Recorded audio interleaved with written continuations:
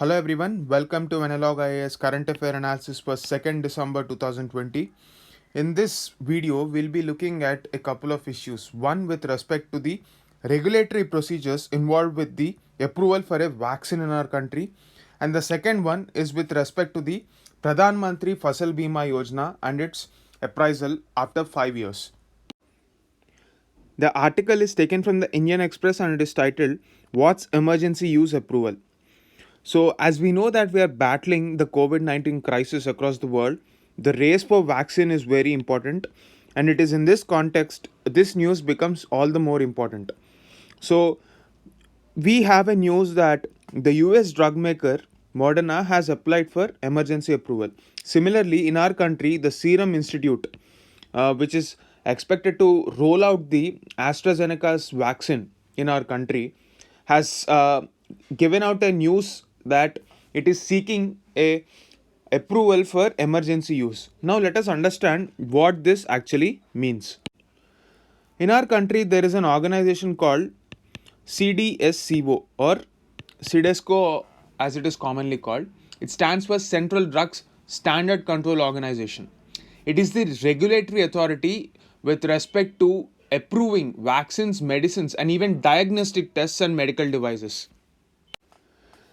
The reason why vaccines have taken a long time is because the side effects are generally studied very elaborately, and the long term consequences of giving a certain vaccine to a patient or a normal healthy person is assessed over a long period of time.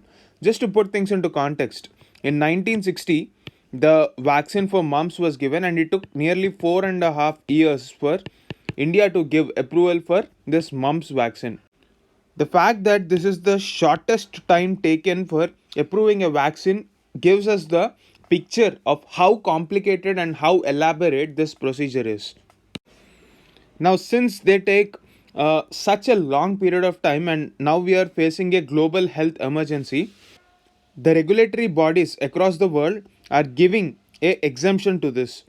So they are giving this emergency use authorization, which allows the medicine or vaccine to be used on public at a large scale. If you take the case of US FDA, the regulatory body of USA, which deals with the approvals for these vaccines and other medicines, there are certain criteria for considering the emergency use authorization application from a vaccine maker. For example, they have set a certain criteria. Uh, the criteria is these companies which are coming out with vaccines claims should at least have done a formidable phase 3 trial. There are three phases: phase 1 and phase 2 will be done on a small population, phase 3 is done on a larger population, and there are certain other criteria which are not really important from UPSC perspective, but you just have to understand that the diversity of a general population is taken into consideration irrespective of their genetic makeup. And this is very important because irrespective of the genetic makeup, the vaccine should react in a uniform way. So that is the significance of phase 3 trials, and it should have at least 3000 participants with a efficacy ratio of nearly 50%. It should at least be effective in containing the disease to 50%. That is the minimum criteria for applying for emergency use authorization in the US. Then what is the criteria for India? Surprisingly, the organization does not have any sort of guidelines with respect to this emergency use authorization, which is a cause of concern. Without having adequate data, even in the past, so the organization has given approvals for using remdesivir and favipiravir, which are considered to be effective drugs in handling COVID, but they have proved to be of limited success. So, what are the vaccine candidates that are available in India at this moment? Firstly, we have the Serum Institute's Covaxin, which is developed in association with Oxford AstraZeneca. And then we have the Covishield, which is being developed by the Bharat Biotech Limited. And then Dr. Reddy's has associated with Russia's Sputnik vaccine in a hope that we can produce it in our country at a much cheaper cost. So, except the Serum Institute, no other vaccine maker is in a hurry to seek the emergency use approval in our country. It is to be seen how the organization, the regulatory body, that is CIDESCO, will come up with a formidable mechanism to give this emergency use authorization. Now, one more news that is doing the rounds is that if a particular product or a particular vaccine gets a EUA in some other country, India will automatically give it. That is false, because we will still have to test that vaccine in our local population. Say, for example, in our country, the Serum Institute is coming up with its phase 3 data with up to 1600 participants. This is much lesser than the 3000 participants threshold that was set up in USA. So, in this context, how are we going to deal with this? That is the question that is pertinent right now. So the next question is this the first time that emergency use approval is given? No. In 2009, there was an outbreak of swine flu or H1N1, and at that particular point of time, Tamiflu was given a emergency use approval. Similarly, we have had emergency use approvals for Ebola, Zika virus, MERS, coronavirus, etc. What are the implications of granting EUA for a particular product? Say, for example, if the user or the person who is getting vaccinated is not really confident about getting himself vaccinated with this product, he has the right to deny it. No government can impose a particular vaccine on a person.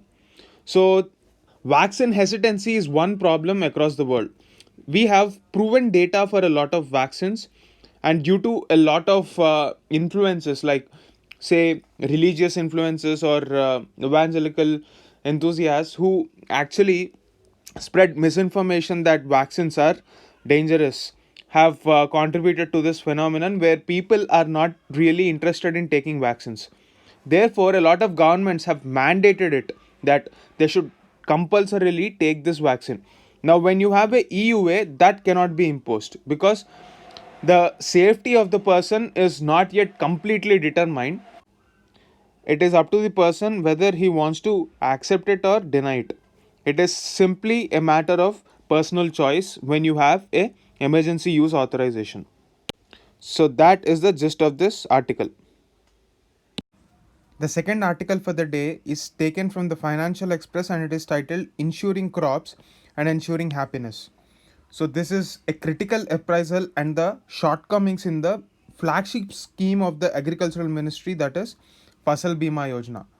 So, the frequent occurrence of rainfall deficits, dry spells, and a late onset of rainfall due to climate change has been one of the important determination of how the crop would fare in a particular season for farmers.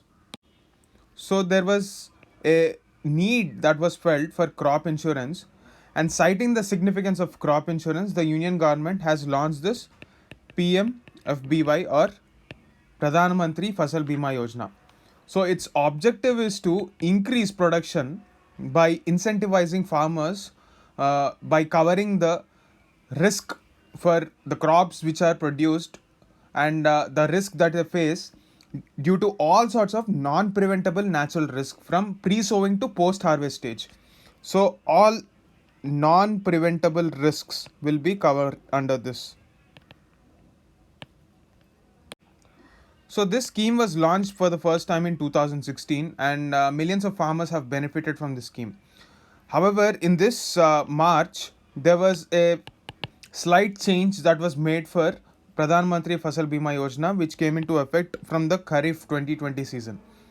So, with the revamped PMFBY, the government envisages leveraging technology in a comprehensive manner to address the issues impacting timely assessment and payment of claims. Now, if you take a look at how this scheme is structured, both the center and states have to pay out premiums for both private companies as well as general insurance companies of the government. So, what was the need of revamping this? So till now, it was a voluntary scheme only for non-loany farmers, while mandatory for those availing crop loans. So in the case of loany farmers, banks have been deducting their share of the premium. Generally, depending on the type of crop, it is somewhere between 2 to 5%. So against the loan taken, compulsory basis is being seen as the criteria for taking this particular crop insurance, and the rest of the amount is given to the farmer. This 2 to 5% of the loan taken is directly given to the insurance company. Now, this is the problem because first thing is farmers did not take it very easily. The reason is these insurance companies are not in direct touch with the farmer. Plus, they don't even issue policy certificates also. So, what is the guarantee that the amount is actually going to the insurance company? How do we know that the insurance amount is actually being utilized for the purpose with which it is being charged by the banks? The second one is previously there was no cap on the central subsidy. So, as a result, what happened was none of the farmers were really involved in the scheme. They just delegated the responsibility to the center without taking up any responsibility. The third one is, which is the most important aspect, huge pendency of claims. There has been a huge pendency of settlement of state subsidy to the insurance companies. Like I've already told you, in this scheme, both the center as well as the states are supposed to pay out the premium for private as well as government insurance companies. Now, because of the arrears from the state, a lot of companies are facing a issue. So, this has affected the timely payment of claims. So, it is also important to mention here that delay in the release of state share of subsidy is the major reason for the delay in payment of claims to the farmers. So, state governments are actually responsible for this. In order to address this issue, the latest PMFBY 2.0 version has made this completely voluntary, even if you're taking a loan. So, from now on, insurance companies will have to make efforts to create real awareness among farmers to take the insurance and how it is important to take the crop risk coverage. Because of this model, where insurance companies are directly tying up with banks and taking away this premium, they are not even putting effort to educate the farmers regarding the need of this insurance. So since center is paying out a lot of money and states are not participating in this scheme, they have made it voluntary. The second one is the limit to the central subsidy, which is the second problem. This was also addressed. The cabinet has decided to cap the center's premium subsidy under the schemes for premium rates up to 30% for unirrigated areas and 25% for irrigated areas. The risk of crop failure in unirrigated areas is much higher, and being concerned towards the farmers in these regions, automatically the center has ensured that it will pay out a larger premium than in the case of irrigated case. So as far as the state participation is concerned, the implementation has been left to the states, and there is also a flexibility to implement the scheme and give them the option to select any number of additional risk covers like prevented sowing, localized calamity, etc. In this article, what is being discussed is the lack of data to ensure timely dispersal of the claims. Even after this PMFBY 2.0, the reason why there is a delay in payments is because of lack of data dissemination. So this is the next challenge for the government. So in order to address this, the government has come up with CCE. The data that is required for insurance companies is called crop cutting experiments data, or CCE data. This should be given by the states, but center is taking the lead in gathering this data and releasing it to the general public and general domain, so that experts can analyze the feasibility of this crop insurance per insurance companies. Now, if you take a look at the performance of the scheme and how much money the insurance companies have actually retained, so the companies have barely broke even in the first 3 years of the scheme, and in 2019, the claims was more than 200%. That is 213% in states like Madhya Pradesh. So this means that for every 100 rupees premium that the companies collected, they had to pay out 213 rupees. So this is a sort of a loss that these companies have made, but this can be treated as a off year. So uh, generally, during the times of natural calamities, when extreme events happen, the claims will be much higher than normal. This is a normal anticipated event. So we should not decide the future of the scheme based on this anomalies. So what the government must ensure right now is increase the ambit of this crop insurance as an idea by bringing awareness amongst the farmers. So that is the gist of this article.